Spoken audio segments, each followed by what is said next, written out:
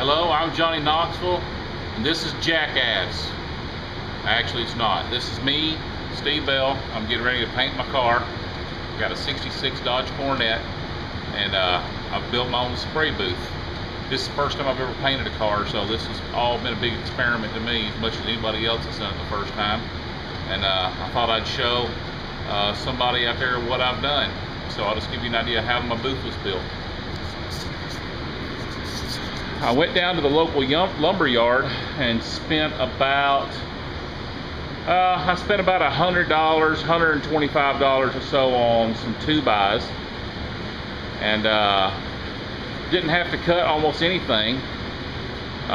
What I did was I bought the 92-inch pre-cut studs and some 2x4x12s and 2x4x16s, and used them in their stock length. And the long distance, as you can see here, the long distance along this wall is actually two 12-foot wall segments totaling 24 feet, obviously, giving you the length of the car. And the end walls are 2x4x16s, and they're not actually holding up anything, so all they're really doing is framing out a square, or a cube I should say, for you to work inside of. So there's not a lot of interior studs put in there. The only ones I put in there are just more for convenience, for attaching other things to, and for bracing to keep things from being too rickety. I've got my own little paint tray, our paint table set up right here. I wish I could have put it outside the booth, but I just didn't have enough room outside this, inside my garage. This monstrosity basically takes up the whole thing. Here's my car. I've got her masked off about 95% of the way there, but I don't have her completely masked off, and I'm still finding little things that I want to tweak on it before I actually start laying down my sealer and putting down my finished colors. I went down to Menards, and for $10 they have these 4-foot fluorescent light fixtures with the T12 fixtures in them. I wish I could use the T8s, but the price almost tripled to go with a T8 fixture. The T8s are a little more intense, a little more energy efficient, but these right here are getting the job done. And what I did is I put, whatever reason, there you go, there's that other bulb kicked in.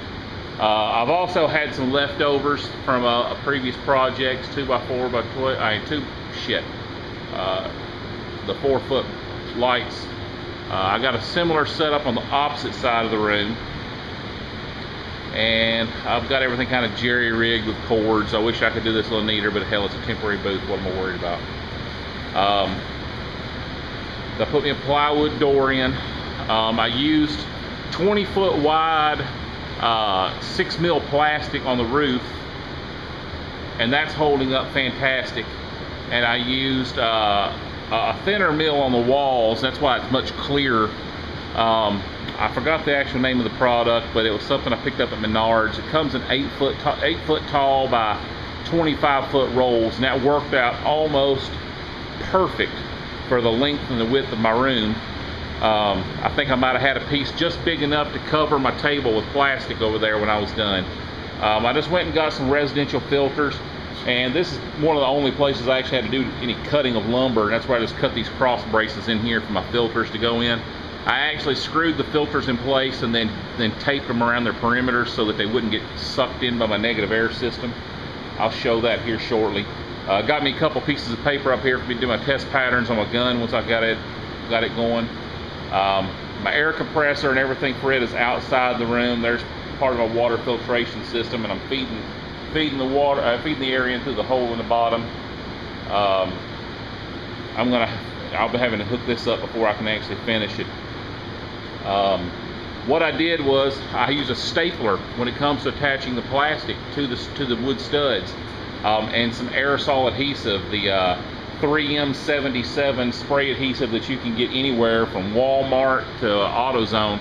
I used it and I sprayed it everywhere the wood studs made contact. You can see the residue on the plastic right there. I sprayed it anywhere the wood made contact with the plastic. I sprayed it down both on the wood and the plastic, and it's worked out phenomenal. You spray it on there, give it about 20 seconds to tack up, and let the the VOCs out, and then it just sticks like a charm, and then you staple it just for good measure. And I even did that along the bottom, and what ended up happening is the overspray on the floor allowed that little tail, about 4 or 5 inches of plastic that hung down the floor, it allowed it to stick to the floor. And so this room is tight as a drum. I don't think I'm getting anything sucked in under the bottom of the wood here. I was worried that I would pick up dust from outside the room sucking in underneath, but it's closed down tight with that adhesive on there.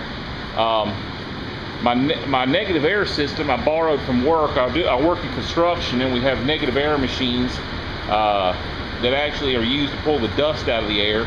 Each one of these things pulls about 2,000 CFMs, and so I've got a pair of them hooked up here, and they're both going wide open. And if you could be here in real life, you'd see that the plastic walls are bowed inward where we're just pulling the negative air so tight, and this is getting the makeup air through the air filters on the opposite side of the room.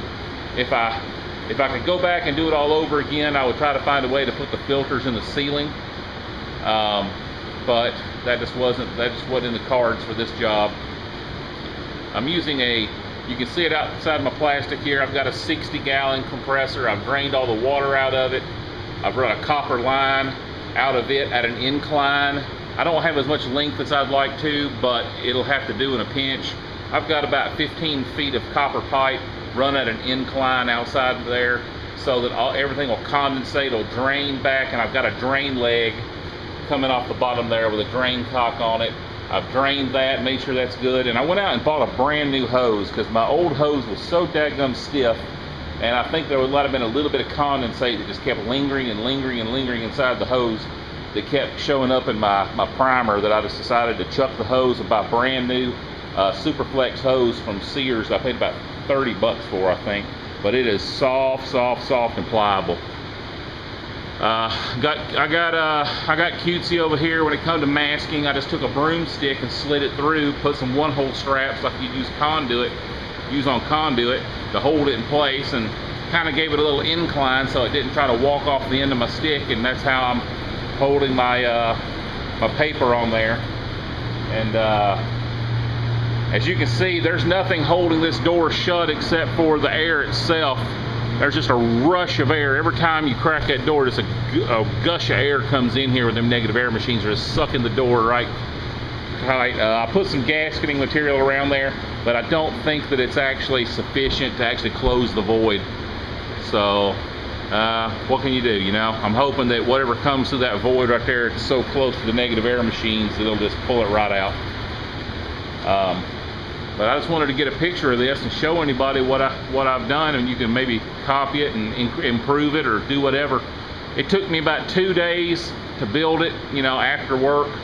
It's probably got about 10 hours total in it to make it happen. I needed the help from my wife to kind of get the plastic spread open on the ceiling, but once we got it spread up on the ceiling, I was off to the races. It worked out pretty good, and I probably could have got it done faster if I hadn't been, you know, inventing things as I went, and if I'd had an actual written out plan. So I think this is something that anybody can do in their garage if they've got a garage of sufficient size, or even out in their driveway. If you've got a flat driveway, this could very easily be done in your driveway. I would hate for a storm to come through because it would knock it the hell down in a hurry.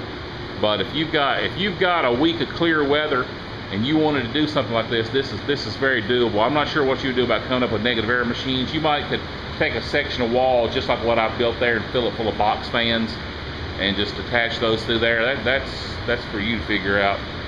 Once I actually had it all built, I went in here and I've shot back the floors about 10 times now, and I've blown the car off, and then I'd let it settle for a few hours, and I'd come shop back, and I went back and forth and back and forth and back and forth, and I'm about ready to go one last gasp around the car with some degreaser, and then I'm going to throw some epoxy primer sealer on there from Southern Polyurethane, and then I'm going to be ready to start putting some color finish on there.